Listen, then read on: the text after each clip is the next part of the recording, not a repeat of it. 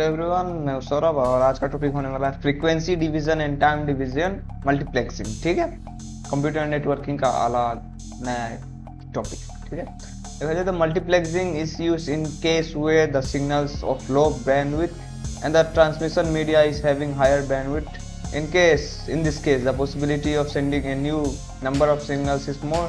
In this the signals are combined into one and are sent over a link that has greater bandwidth than of media the communication nodes. अब multiplexing का use इधर किया जाता है जब जो signals होता है ना हाई लोअर बैंडविड्थ हो जाता है और जो मीडिया ट्रांसमिशन हो जाता है उसका हायर बैंडविड्थ हो जाता है, तब जाके मल्टीप्लेक्सिंग का यूज हो जाता है। मतलब जो सिग्नल कमज़ोर रहता है और मीडिया का जैसे ज़्यादा रहता है उसका बैंडविड्थ, उस टाइम मल्टीप्लेक्सिंग का यूज़ होता है। इसमें देखते हैं क्या कौन से टाइप के मल्टीप्लेक्सिंग आता है। पहले है FDM, फ्रीक्वेंसी डिवीजन मल्टीप्लेक्सिंग होता है। ठीक है, इसमें देखा जाए तो a number of signals are transmitted at the same time. जैसे एक नंबर ऑफ सिग्नल्स जो एक साथ ही एक टाइम पे ही सेंड किया जाता है, ट्रांसमिटेड किया जाता है, and each source transfer its signals in the allocated frequency range. There is a stable frequency gap between the two adjacent signals to avoid overlapping. इसमें जैसे दो फ्रीक्वेंसी गैप दिया जाता है, जैसे दो सिग्नल्स एडजेसेंट सिग्नल्स के बीच एक फ्रीक्वेंसी गैप दिया जाता है जिससे दोनों एक दूसरे के ऊपर ओवरलैप ना कर जाए। Since the signals are transmitted in the allocated frequency, so this decreases the probability of collision. ठीक है, the frequency spectrum is divided into several logical channels in which every user feels that they possess a particular bandwidth. A number of signals are sent simultaneously at the same time, allocating separate frequency bands or channel to each signal. It is used in radio and TV transmission. Therefore, to avoid interference between two successive channels, guard bands are used. ठीक है, अगर इसका देखा जाए figure तो ये ऐसा होता है। ठीक है, मल्टीप्लेक्सिंग ये चैनल का नाम हो गया, चैनल 1 N से लेके चैनल 1 से लेके चैनल N तक हो गया, ये मल्टीप्लेक्सिंग हो गया। इसे ये हो गया टाइम डिवीजन हो गया। उसके बाद ये इधर चैनल जैसे इधर से भेजा गया, इधर से फिर आया। ठीक है, इसके एप्लीकेशन देखा जाए तो in the first generation of the mobile phones FD1, मतलब पहले की generation first generation of mobile phone में से ये यूज किया जाता था। ठीक है, FDM फ्रीक्वेंसी डिवीजन मल्टीप्लेक्सिंग। ठीक है, जिसमें फ्रीक्वेंसी को भेजा जाता था। The use of FDM in television broadcast, अब टेलीविजन ब्रॉडकास्ट में भी यूज किया जाता था पहले। ठीक है, FDM is use in broadcasting FM and AM radio frequency. अब रेडियो फ्रीक्वेंसी इस पहले के टाइम में टीवी हो चाहे रेडियो हो, उसमें FM का यूज किया जाता है, फ्रीक्वेंसी मॉड्यूल का यूज किया जाता है। अगर advantage of frequency division multiplexing का देखा जाए तो efficient use of bandwidth. FDM allows multiple signals to be transmitted over a single communication channel, which can load more efficient use for another bandwidth.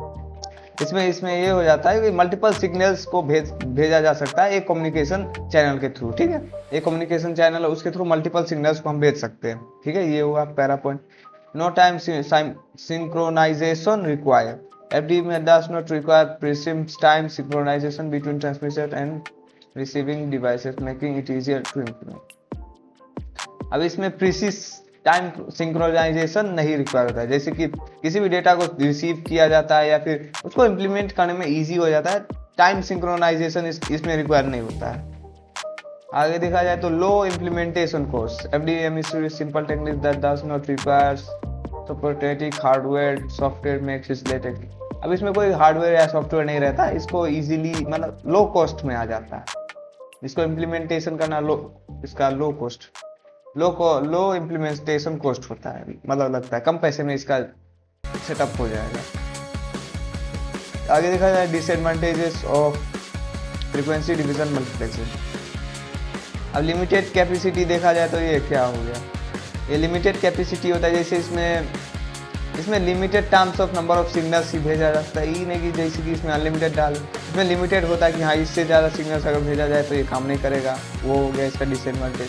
Interference की देखा जाए तो FDM can be susceptible to interfere from the other signal transmission on neighbour signal which can degrade the quality और अब इसमें ये हो जाता है जैसे जो क्वालिटी अगर भेजी जा रही है, वॉइस क्वालिटी हो गया, चाहे ऑडियो हो गया, वीडियो हो गया, तो जैसे सिग्नल अगर बढ़ जाए ना, उसका डिस्टेंस अगर ज़्यादा हो जाए तो इसका क्वालिटी घट सकता है, इसकी अच्छी मतलब ट्रांसमिशन सिग्नल क्वालिटी डिग्रेड कर देता है। Difficult in assignment frequency, FDM requires careful assignment for frequency to different signals to avoid interference which can be a complex and time consuming process। अब इसको मेंटेन करना भी बहुत एक कॉम्प्लेक्स काम हो गया, इसको अच्छे से मेंटेन करके रखेंगे तब जाके ये अच्छे से काम करेगा, नहीं तो फिर इसमें टाइम कंज्यूमिंग भी ज़्यादा लगता है और फिर अच्छे से काम अगर इसको अच्छे से मेंटेन नहीं कर पाए तो ये अच्छे से काम भी नहीं करेगा।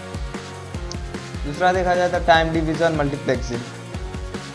This happens when the data transmission rate is greater than the source of the each signal is allocated and the defined amount of time. These slots are short more later don't appear to be parallel in the frequency multiplexing.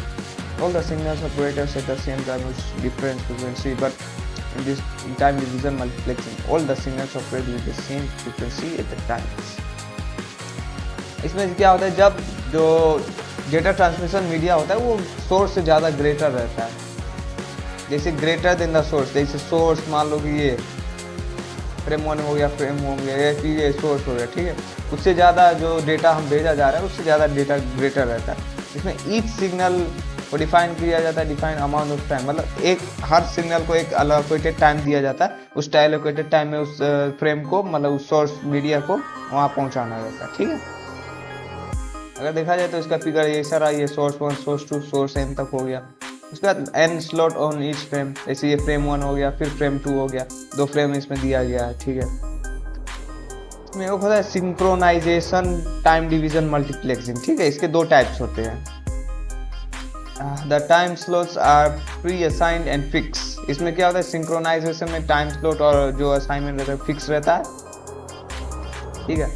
This slot is even given if the source is not ready with the data at this time. In this case, the slot is transmitted empty. It is used for multiplexing digital voice stream. ऐसे इसमें time slot fix रहता है कि हाँ कितना time है, और इसमें जो स्लॉट गिवन होता है रिसोर्स वो डेट और टाइम के अकॉर्डिंग भेजा जाता है, ठीक है। जैसे ये हो गया सिंक्रोनाइजेशन में, देखो ये A B B C D D D, ये तो फ्रेम 1 हो गया, फ्रेम 3 हो गया, फ्रेम 2 हो गया, फ्रेम इस तरीके से भेजा जाता है। इसका फिगर ऐसा हो गया, कौन सा पहले जाएगा, कौन सा बाद में जाएगा, कौन सा सिग्नल कैसा, मतलब उसमें इस अकॉर्डिंग भेजा जाता है। अब दूसरा है एसिंक्रोनाइजेशन, ठीक है, इसको स्टैटिकल भी बोल सकते हैं। The slots are allocated dynamically depending on the speed of the source on the ready state. It dynamically allocates the time slot according to different input channels needs, thus saving a channel capacity.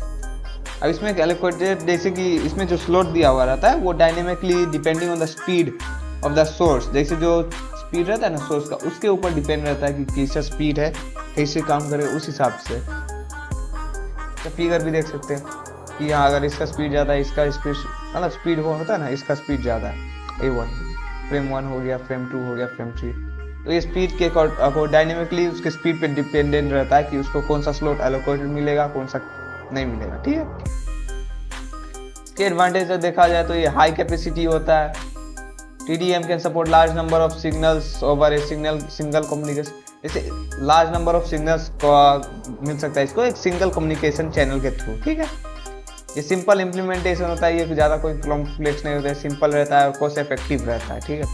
प्रीसिज time synchronisation होता है, TDM requires precise time synchronization between transmitting and receiving data which can help ensure accurate transmission of signals, ठीक है। Disadvantage अगर देखा जाए तो इसका क्या है, insufficient use of bandwidth, ineffective use of bandwidth हो गया, टू मैनी क्या DDM may not make optical use of available bandwidth as time slot may be left unused if there are no signals to transmit during the particular time slot, ठीक है। ये high implementation course रहता है, जैसे TDM requires specific hardware or software to ensure the time synchronization between transmission and receiving devices। इसमें hardware और software की requirement होती है। वेरिएबल टू टाइमिंग जेटलर हो गया, DRAM can be variable to time jittering which can occur when the timing of the transmission and the receiving devices drifts out of synchronous scan, leading on errors in the transmission signals. ये ठीक है, तो बस इतना ही था synchronisation के बाद, TDM time division multiplexing और फ्रीक्वेंसी डिवीजन मल्टीप्लेक्सिंग और टाइम डिवीजन मल्टीप्लेक्सिंग के। ठीक है, तो मिलते हैं अगले वीडियो में, आज के लिए